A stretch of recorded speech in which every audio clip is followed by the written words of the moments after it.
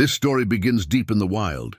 A lion cub's desperate cry cuts through the Savannah air, echoing like a call for help no one can ignore. The sun has barely risen, yet the dry wind already carries the smell of dust and danger. The grass ripples like waves of gold under a pale sky, and somewhere among those trembling blades, life hangs by a thread. In this unforgiving land, survival is never guaranteed. So before we dive in, take a moment to like this video and subscribe, but only if you truly enjoy these emotional stories. Comment below your favorite animal, and let's begin. You hear the cry again, faint, broken, as if torn from a throat too small to hold such sorrow. The Savannah responds in silence. No mother's answering call, no pride returning, only the distant rumble of vultures circling above. A few miles away, on the edge of an old cattle farm, a shepherd dog named Bruno lifts his head. He's grown used to the night sounds, hyenas laughing, jackals prowling, the soft stir of cattle in the corral. But this sound is different. There's pain in it, fear, something primal that pierces his loyal heart. Bruno's paws press against the earth. The farmer's whistle calls from behind, sharp and commanding, but instinct wins. He bolts toward the horizon, chasing that helpless voice through thorn and dust. The world narrows to a single cry. When he finds the source, even the wind seems to hold its breath. A lion cub, no bigger than a house cat, lies half-buried beneath dry leaves. His mother's scent lingers on the nearby carcass, lifeless, cold, the mark of poachers etched in the dirt. The cub's tiny chest rises and falls, trembling. His fur is matted with dust. His paws roar from wandering.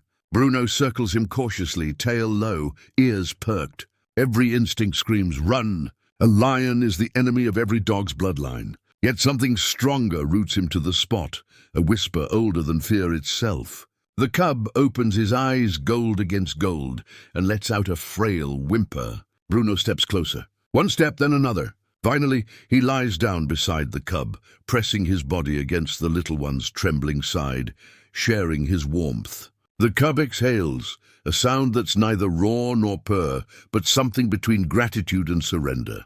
The wind changes. Distant thunder murmurs across the plains. Night is coming fast, and predators will soon rise. Bruno knows he cannot leave the cub here.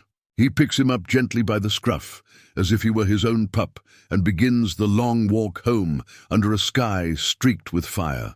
Back at the farm, the farmer's lantern glows faintly in the dark. He looks up astonished as his old dog trots from the tall grass with a lion in his jaws. The man drops his tools. The world seems to stop.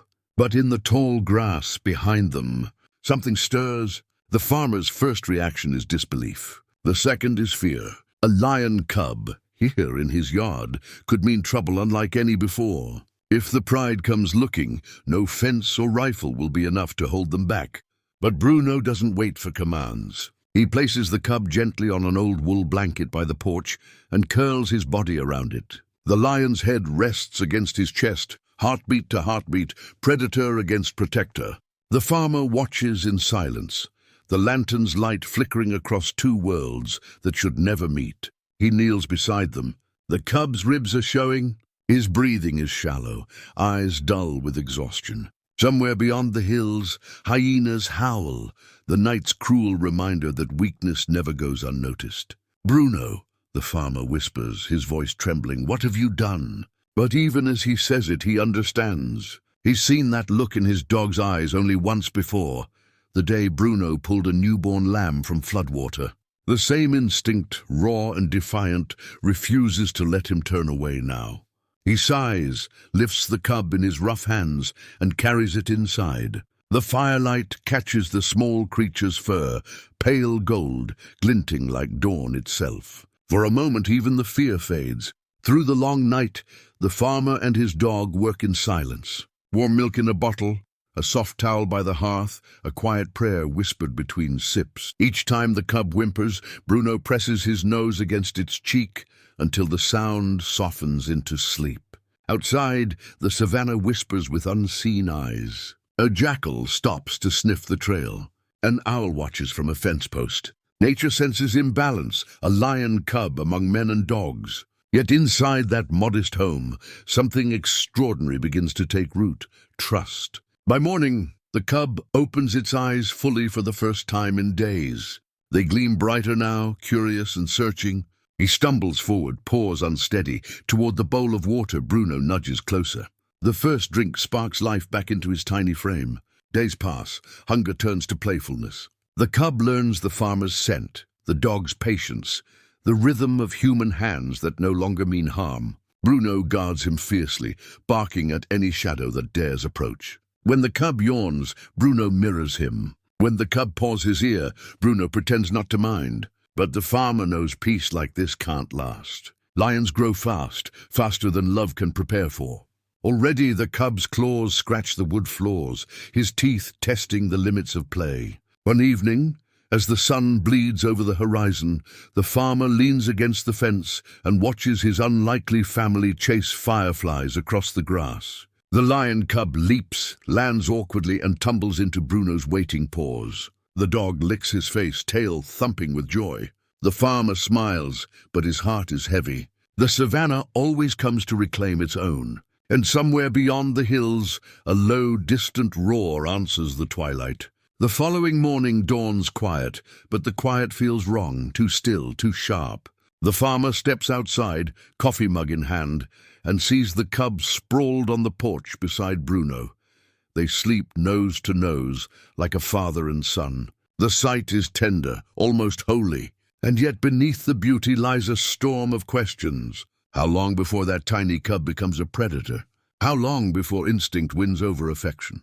The farmer, whose name is Elias, knows the laws of this land. Every creature has its place, and every boundary is drawn in blood.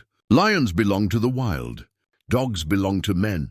Cross that line, and nature always takes something back. But when the cub stirs and lifts its sleepy gaze toward him, when it lets out a small chirp, a sound like a bird trying to roar, Elias feels his resolve weaken. That sound is innocence. It's life asking for another chance.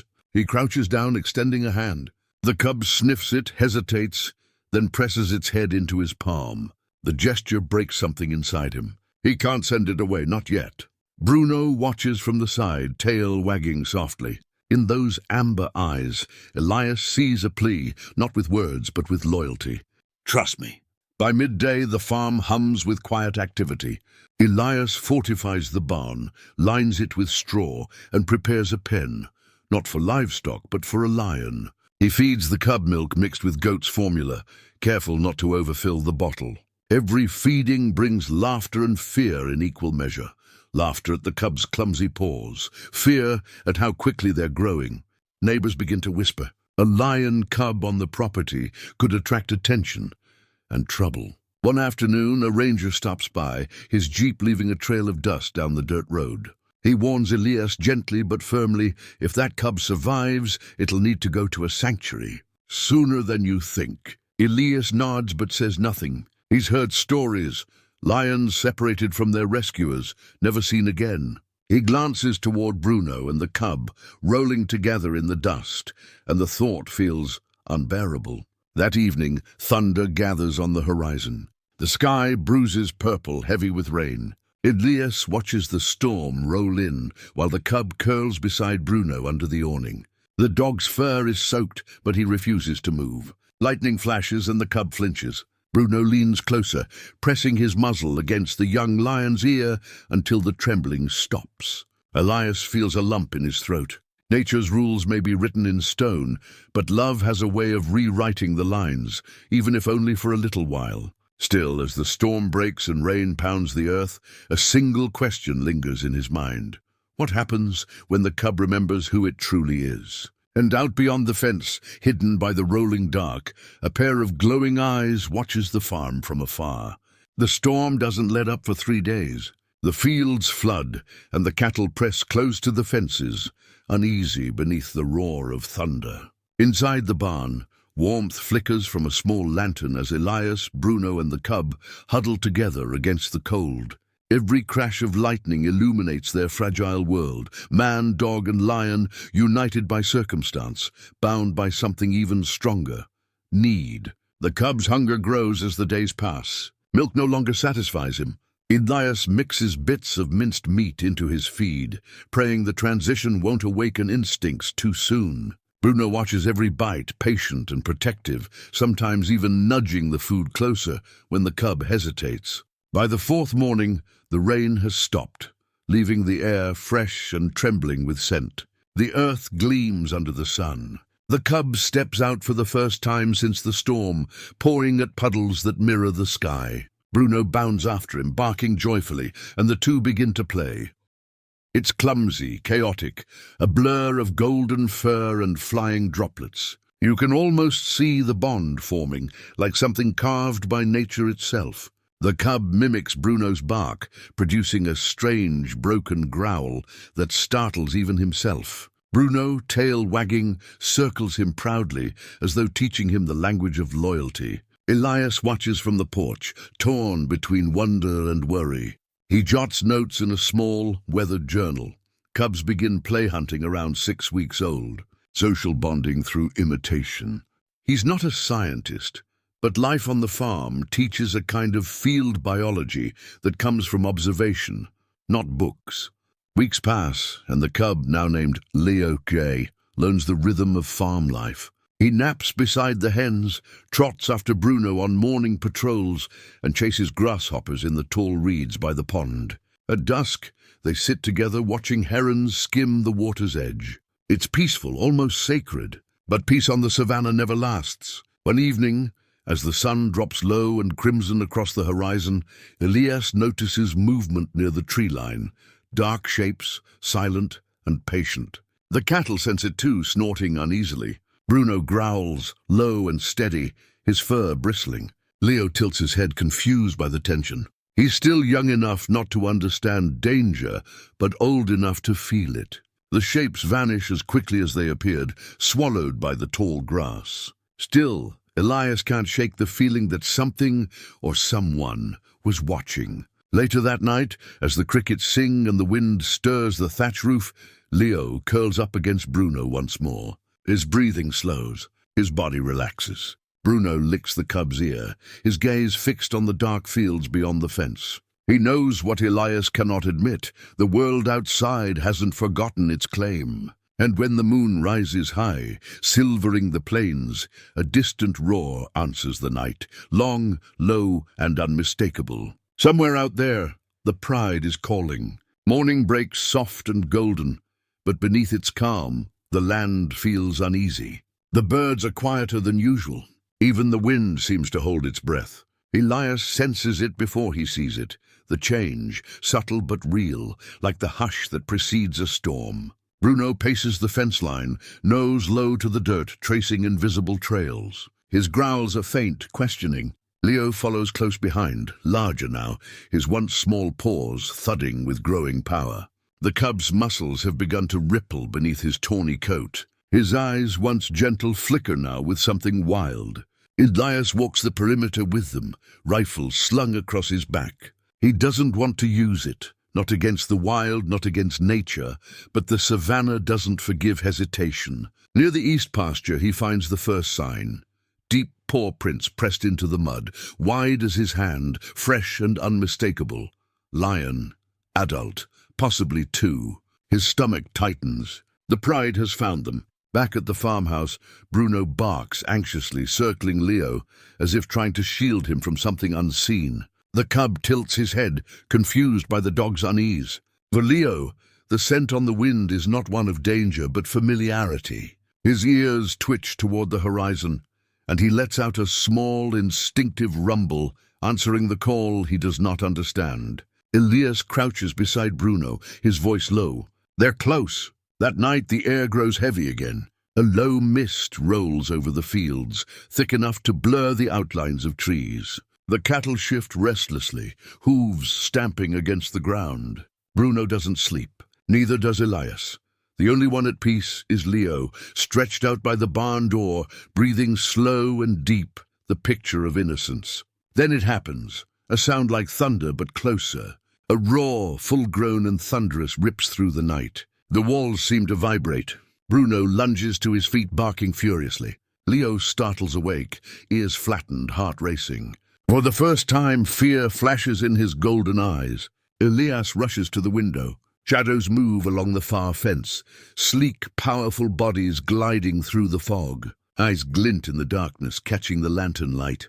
3, maybe 4 lions, one larger than the rest. He grips the rifle but doesn't raise it. He knows what they're looking for. Outside, Bruno stands his ground, chest heaving, barking into the dark until his throat burns. The cub presses against him, trembling, torn between comfort and an instinct older than memory. The largest lion steps forward, silent, regal. Its mane shimmers like fire in the moonlight. For a heartbeat, the world stops. 2 species, 2 lives, balanced on a thread of fate. Then, as quickly as they came, the lions melt back into the grass. Silence falls again, heavy and electric. Leo exhales shakily, his body pressed against Bruno's side. The night has passed, but something has changed. The call of the wild has found its mark. And far beyond the farm, the pride is not finished searching. Dawn arrives painted in amber light, washing away the terror of the night, but not the tension it left behind. The savannah seems to hum with invisible energy, as though every blade of grass remembers what walked there only hours before. Leo is restless. He paces along the fence, muscles rippling under his young frame. His eyes follow the horizon with a hunger Elias can't ignore. The farm, once a playground, now feels too small for the creature he's becoming. Elias sits on the porch steps, mug of bitter coffee cooling in his hands. Bruno lies at his feet, his fur graying with worry. They both watch Leo explore the edge of his world, sniffing the air, ears twitching to sounds neither man nor dog can hear. It's instinct calling. The wild whispering, "Come home." That afternoon, the rangers return. Their khaki uniforms blend with the grass, their voices calm but firm. "He's nearly a year old," one says, clipboard in hand.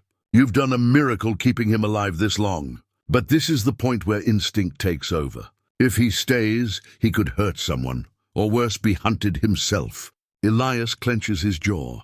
He's not dangerous, he insists, but even as the words leave his mouth, Leo lets out a deep, throaty growl at the unfamiliar scent of the strangers. It isn't aggression and it's confusion, but the rangers exchange wary glances. They've seen this story before. That night, Elias can't sleep.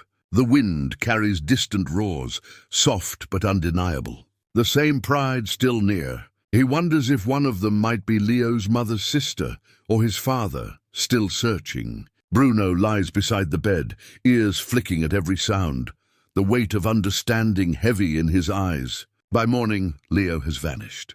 Panic tears through the farmhouse.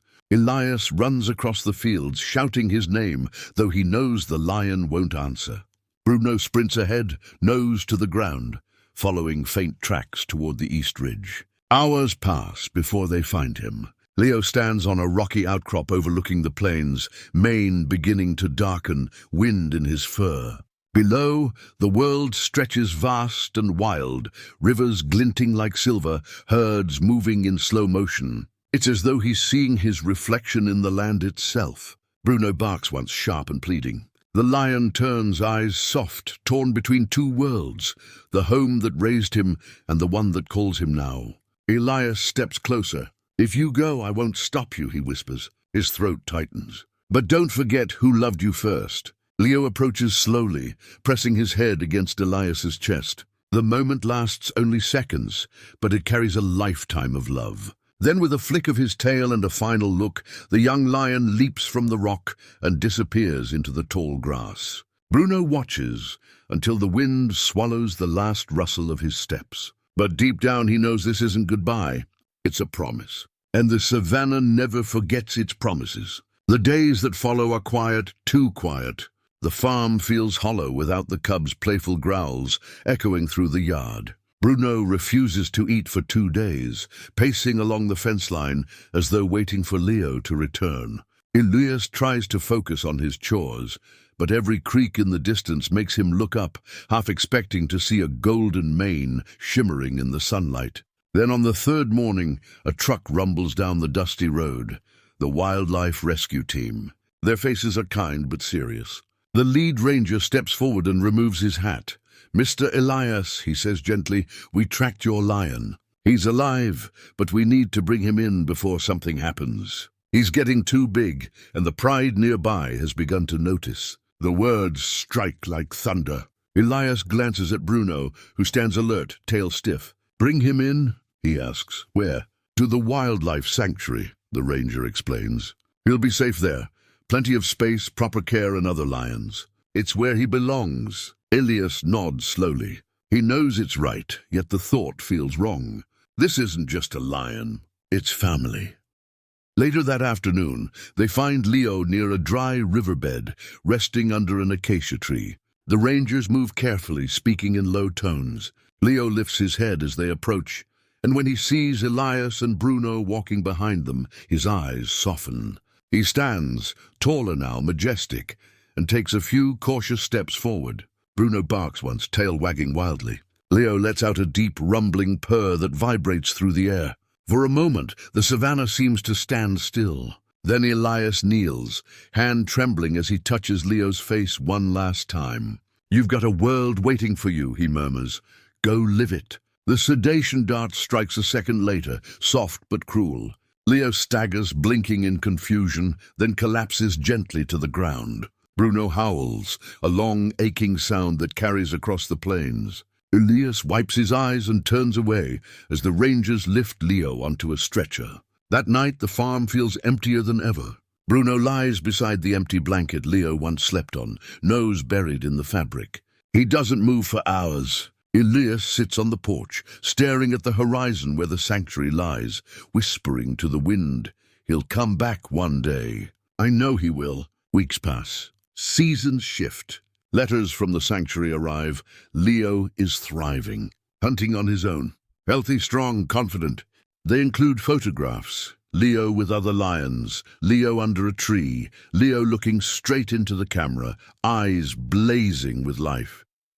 Bruno stares at the photos sometimes, ears drooping, tail still. The bond hasn't faded, it's merely stretched across distance and memory. But one evening, when the wind changes and carries a faint, familiar roar from the far plains, Bruno's ears perk up. Somewhere out there, the cub he raised has not forgotten. And fate, like the savannah, always circles back. 5 years pass. The savannah changes its colors again and again. Green to gold, gold to dust. Storms come and go. Herds migrate, rivers shrink, and the circle of life spins on. Yet on the quiet farm at the edge of the plains, time seems to move slower. Elias is older now.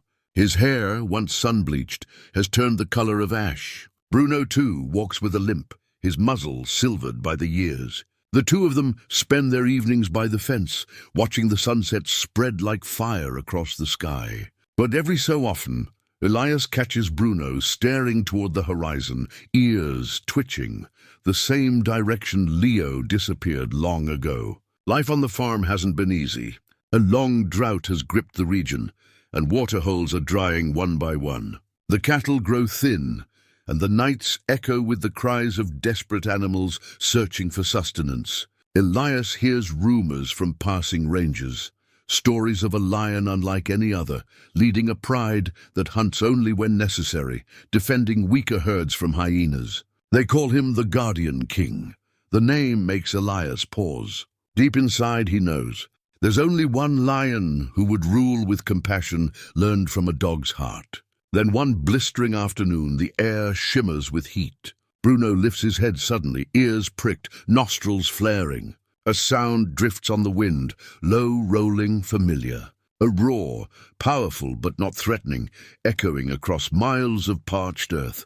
Elias sets down his tools, his chest tightening. By dusk the horizon moves. Shapes appear in the haze, a pride of lions, slow and steady, approaching the farm boundary. Dust swirls around their paws, glowing in the last light of day. Bruno stands at the gate, tail rigid, trembling with something between fear and recognition. The largest lion leads the group, mane vast and dark, eyes burning with intelligence. He stops a few meters from the fence. The air thickens with memory. Elias takes a step forward, whispering, "Leo." The lion's ears twitch. He lowers his head slightly, studying the man, the dog, the place where his life began. Then with deliberate calm, he moves closer, ignoring the nervous murmurs of his pride. His golden gaze finds Bruno. For a long electric moment, no one moves. The years vanish. The savannah, the sanctuary, the distance, all dissolve into the silent recognition between two souls who once shared a heartbeat. Bruno takes one hesitant step forward, then another until his nose touches the fence. His body shakes with emotion. The lion exhales deep and low, then presses his forehead gently against the wooden slats. Elias feels tears fill his eyes. He whispers he remembered. The pride waits in respectful silence, watching their leader, the lion who bows before a dog. And as twilight deepens, a camera's distant click captures the moment, an image that will soon circle the globe, breaking hearts and mending them all at once. But the story isn't over yet, because what comes next will silence the world. Word of the lion's return spreads like wildfire. Within hours, rangers, photographers, and villagers gather at a safe distance, their eyes fixed on the surreal scene unfolding before them. A full-grown lion, standing inches from an aging dog, the air between them charged with emotion. Cameras click, drones hum above. But to Leo and Bruno there is no one else. Only memory, only love. Elias stands nearby, heart pounding. He can hardly breathe as he watches the two creatures who once shared his home confront the years that kept them apart. Bruno lets out a low whine, half joy, half disbelief. He takes another step forward until his snout presses gently against the fence. Leo lowers his massive head, eyes soft, almost childlike. Then with the faintest rumble he pushes closer. His nose brushes Bruno's fur through the gaps in the wood. The sound that follows is unlike any roar. It's a vibration of recognition, a deep, trembling hum of peace. The crowd murmurs, some gasping, some wiping tears. The cameraman whispers, he remembers the dog. Elias can't hold it back anymore. He opens the gate. Gasps rise from the onlookers, but he knows what he's doing. There's no fear in him, only faith. Bruno limps forward into the open field. His tail wags weakly as Leo steps closer, towering above him, but moving with the gentleness of a child reuniting with a parent. The lion kneels, yes, kneels, before the old dog, lowering his chest to the earth. For a moment all sound fades. Even the wind stops moving. Leo nudges Bruno's side, careful and tender. Then he begins to lick the dog's muzzle, slow and deliberate. The crowd breaks into muffled sobs. Cameras capture the impossible. Predator and protector, family despite nature's rules. Elias wipes his eyes, his hands trembling. He came home, he whispers. Wildlife experts will later say the behavior was unprecedented, that lions rarely show such restraint or affection toward another species. But to those who witnessed it, it was clear. This wasn't instinct. This was memory. Bruno, exhausted but overjoyed, collapses gently against Leo's paw. The lion curls around him protectively, as if reclaiming the role that once belonged to the shepherd dog. Elias kneels beside them, running his hand over Leo's mane. For the first time in years, peace settles over the farm. As the sun dips below the horizon, the sky burns orange and crimson. Leo rises slowly, turning to face the plains once more. He lets out a roar, not of dominance, but of farewell. It rolls across the savannah like thunder, echoing for miles. Bruno lifts his head, tail wagging faintly, answering with a bark that barely reaches the wind. And in that instant, predator and protector become equals, bound forever by something greater than blood. The next morning, the story floods every screen, every newspaper. A dog raised a lion. The lion remembered. But for Elias, the true headline will always be simpler. Love never forgets. Days later, the farm is quiet again. The visitors have gone, the cameras packed away, the dust settled. Only the wind remains, soft, warm, carrying with it the scent of acacia and rain. Bruno rests on the porch, head in Elias's lap, his breathing slow and steady. Age has finally caught up to the old shepherd, but his eyes still hold a calm that wasn't there before, as if a lifelong question has finally been answered. Out beyond the fence, the horizon glows with the fading light of dusk. A dark silhouette moves gracefully through the tall grass. Leo, the lion who once was a cub in need. He pauses at the ridge and looks back one final time. For a heartbeat, Elias swears their eyes meet across the distance. Then the lion turns toward the open plains and disappears into the golden sea of grass. Peace settles over the land like a long exhale. The drought finally breaks a week later. Rain falls gently across the savannah, washing away the dust, reviving the streams, and filling the air with the sound of renewal. Calves bleat, birds return, and the world seems to breathe again. At night, Elias sometimes dreams he hears them, the faint echo of a roar and a bark blending together under the stars. In those moments, he knows the bond between dog and lion still lives on somewhere out there, in the heart of the wild. The danger has passed, peace has returned, and the savannah rests once more.